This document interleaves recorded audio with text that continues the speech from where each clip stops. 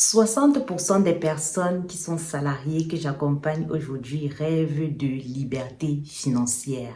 Elles ont vraiment pour objectif de pouvoir créer plusieurs sources de revenus afin de pouvoir laisser leur travail et avoir des revenus qui couvrent leurs besoins pendant que potentiellement elles lancent d'autres activités. Dans cette vidéo, je souhaite qu'on analyse ensemble comment est-ce qu'on peut se préparer au mieux à quitter son CDI, à quitter son emploi pour atteindre sa liberté financière. Bonjour à toi et bienvenue sur ma chaîne. Je suis Eugénie. Sur ma chaîne, je vais te parler de finances, je vais te parler d'investissement et je vais te parler de mindset. Si ces sujets résonnent en toi, alors abonne-toi parce que tu trouveras du contenu qui potentiellement pourra t'aider à te développer. Dans cette vidéo, je veux qu'on parle de plan, je veux qu'on parle d'actions concrètes. On parle souvent beaucoup de liberté financière, mais réellement, qu'est-ce que ça signifie pour toi? Est-ce que toi, tu aspires à la liberté financière? Quelle est la somme dont tu as besoin chaque mois pour arrêter de travailler? Parce que pour moi, quand on parle de liberté financière, ça commence par ce calcul-là. De combien est-ce que tu as besoin pour te dire que tu n'as plus besoin de dépendre de ton salaire? Déjà, moi, à l'époque, quand je voulais arrêter avec le CDI, quand je voulais arrêter même avec le freelancing, parce qu'après le CDI, je me suis lancée en freelance. Et ensuite, j'ai décidé de me concentrer sur le business. Mais il fallait que j'assure mes arrières en termes d'investissement. Et donc, le premier calcul que j'ai eu à faire et que je te pose dans la vidéo, c'est combien as-tu besoin en termes de charges pour être à l'aise dans ta vie, pour ne pas avoir à déranger qui que ce soit avec tes problèmes, pour pouvoir te prendre en charge afin de te lancer potentiellement dans une activité que tu aimes. Parce que une fois de plus, l'objectif n'est pas de quitter le CDI, en tout cas pour ceux qui ont ma logique, n'est pas de quitter le CDI pour rester à ne rien faire. Non, l'objectif est de pouvoir assurer, je parle ici de cette liberté-là, de pouvoir t'assurer un matelas de sécurité afin de lancer des activités qui font plus sens pour toi. Moi, à un moment donné, j'avais besoin de sens, j'avais besoin de quelque chose qui résonne, j'avais besoin d'impact. Je l'ai toujours dit ici sur la chaîne. Et donc, c'est la raison pour laquelle j'ai voulu me lancer dans une aventure où je me retrouve, dans une aventure où je me sens beaucoup plus épanouie. Mais tu ne peux pas faire ça si tu ne te prépares pas. Tu ne peux pas faire ça si tu ne mets pas en place un certain nombre de choses. Donc, la première chose que moi j'ai eu à faire et que je te recommande de faire, c'est de chérir ce que tu as. Quand tu vas être en CDI, considère ton CDI toujours comme une bénédiction. Considère ton CDI comme quelque chose qui est ta vache à lait, qui te nourrit, que la vie t'a offert en fait pour pouvoir te lancer. À partir du moment où tu as ton CDI également, ne quitte pas ton CDI n'importe comment en fait. Quitte ton CDI quand tu es vraiment sûr de ce que tu es en train de faire, du projet que tu es en train de créer. Maintenant, quand tu es en CDI, sois une personne performante, sois une personne excellente, sois une personne qui se forme de façon régulière. En général, dans les entreprises, on propose des plans de formation aux collaborateurs, par exemple. Essaye de rechercher toutes les formations qui peuvent faire en sorte que tu rajoutes à ton CV des soft skills et des hard skills. Donc, des compétences qui vont te permettre de te démarquer. Si tu peux même pousser sur des niveaux d'expertise, n'hésite pas à demander des formations qui peuvent te permettre de pousser dans tes niveaux d'expertise. Pourquoi est-ce que je te dis de faire ça? Parce que plus tu deviens expert dans un domaine, plus tu développes tes compétences, plus tu as la possibilité de vendre ces compétences-là sans dépendre, par exemple, d'une société de service ou d'une société de conseil. C'est ça que j'ai eu à faire quand je me suis lancée dans le freelancing. Lorsque tu es freelance, il faut pousser, il faut être excellent pour déjà avoir des missions facilement et de deux, une fois que tu as des missions, pouvoir les garder également facilement. Donc, ça va te demander de pousser dans tes compétences, d'aller chercher au fond de toi, de faire des certifications également. Ça, il ne faut vraiment pas négliger ça. Ça va te demander aussi de faire des certifications pour continuer à te former, pour continuer à monter en compétences. Et une fois que tu as de très bonnes compétences, une fois que tu as de bonnes certifications, si tu as également gardé de bonnes relations autour de toi, donc c'est-à-dire les personnes sont capables de te recommander, lorsque tu as des entretiens, tu as des recommandations sans problème, ça aussi ça joue. Il faut avoir des recommandations dans ton environnement de travail, il faut être quelqu'un de recommandable. Donc c'est pour ça que j'insiste sur le fait que lorsque tu veux te lancer dans une démarche de liberté financière, ça signifie également que tu es en train de te lancer dans une démarche d'excellence parce que ça ne va pas être facile. Tu vas devoir mettre des choses en place pour pouvoir avoir cette liberté-là et donc ça commence par du travail bien fait, ça commence par être une personne excellente. Maintenant, en parallèle de ton développement, donc du développement de tes compétences, du travail que tu fournis, bien sûr, tu t'assures toujours de fournir un bon travail. À côté de ça, tu vas commencer à bien gérer tes finances. C'est super important de maîtriser la gestion des finances quand tu travailles. Tu vas commencer à organiser tes budgets, suivre tes finances de façon régulière, t'intéresser également à l'investissement. Si tu ne sais pas comment faire tout ça, comme tu le sais, j'ai une communauté où je réunis des personnes pour parler d'investissement, pour parler d'argent. Tu peux nous rejoindre pour la prochaine cohorte qui a lieu le 8 février. Et donc, quand tu commences à travailler, intéresse-toi à l'investissement. Dans l'investissement, il y a deux domaines que je recommande beaucoup lorsqu'on est salarié parce que je considère que le salariat facilite énormément ce domaine-là et ce serait dommage de ne pas en profiter. Première chose, ça va être la bourse. Tu vas toujours bénéficier de ton CDI que tu as pour pouvoir investir dans des actifs, ok? Tu investis dans des actifs en bourse, super important. En amont, bien sûr, tu fais tes études, tu fais tes devoirs.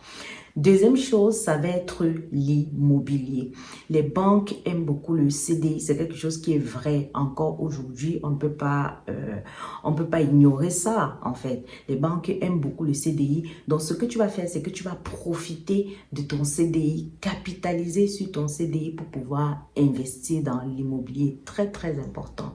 Et donc, tu vas commencer à faire de l'IMO, enchaîner si possible des achats de biens, avoir de très beaux biens que tu pourras mettre en location et qui pourront éventuellement te rapporter des revenus. Très important. Ce qui est intéressant avec ça, c'est que au fil des années, ton bien il peut prendre de la valeur et se rembourser tout seul. Donc ça, c'est quelque chose, il faut sincèrement en profiter. À ta retraite, cet investissement-là, tu en seras fier. Donc ensuite, une fois que tu as déjà commencé à bien mettre en place tes investissements et tout, tu peux aussi commencer à réfléchir à un business que tu peux lancer. Ok? Tu peux réfléchir à un business que tu peux lancer. Il y a deux façons de faire. Soit tu envisages le freelancing, soit tu envisages de te lancer complètement dans un business qui n'a rien à voir avec ce que tu fais en tant que salarié, quoi. Mais il faut que tu te lances. Ce que tu vas donc faire à ce moment, quand tu vas vouloir lancer ton business, c'est que tu vas te poser et réfléchir au business que tu veux lancer. Supposons, je vais skipper un peu, supposons que tu sais déjà quel business tu veux lancer.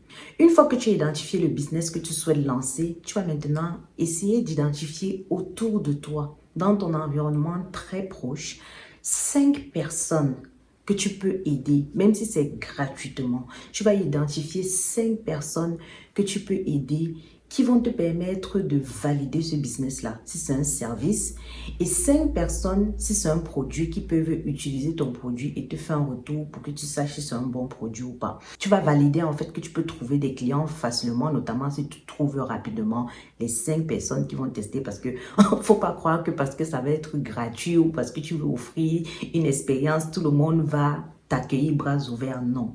Non, non, non, non, non. Malheureusement, ça ne se passe pas comme ça. Parfois, tu veux même offrir gratuitement, mais tu ne vois personne. C'est une réalité. Donc, c'est à toi maintenant, même si tu es dans une démarche d'aider, toi, dans ta tête des personnes, c'est à toi maintenant de travailler sur comment est-ce que tu vas les convaincre, comment est-ce que tu vas vendre, comment est-ce que tu vas apporter des arguments pour que les gens s'intéressent au business que tu as envie d'offrir.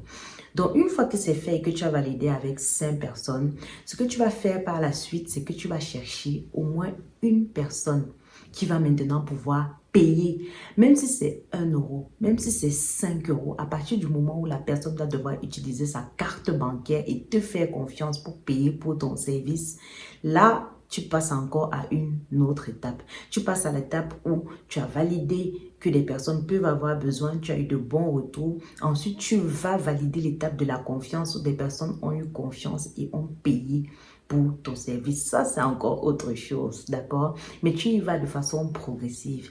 Et dès que tu réussis à faire ça, maintenant, tu cherches les ingrédients qui ont fait en sorte que les personnes achètent chez toi. Si ces ingrédients-là, tu as bien fait tes devoirs, alors tu auras ta secret sauce. Tu auras le truc qui va faire en sorte que potentiellement tu aies des arguments pour convaincre les gens de pouvoir prendre tes services ou alors ton produit. Maintenant, quitte à toi de t'organiser, savoir à quel point c'est scalable, savoir à quel point tu peux attirer les gens vers ton business et tout.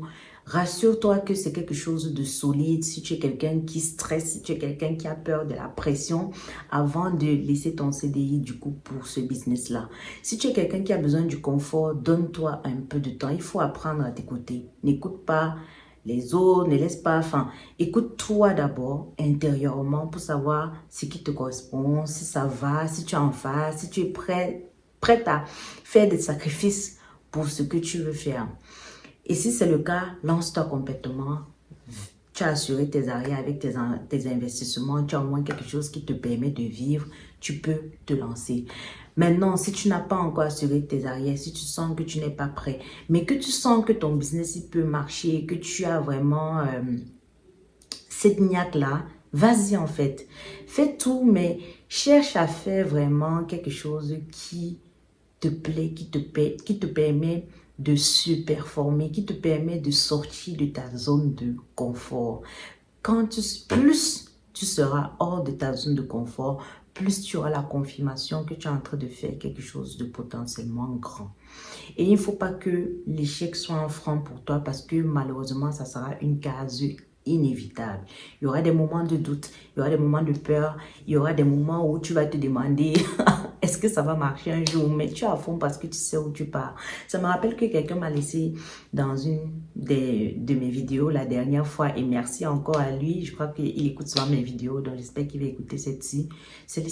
Il m'a dit, c'est dommage que ton contenu ne soit pas poussé, pourtant tu fais du très bon contenu. J'ai beaucoup aimé son commentaire, j'ai beaucoup aimé.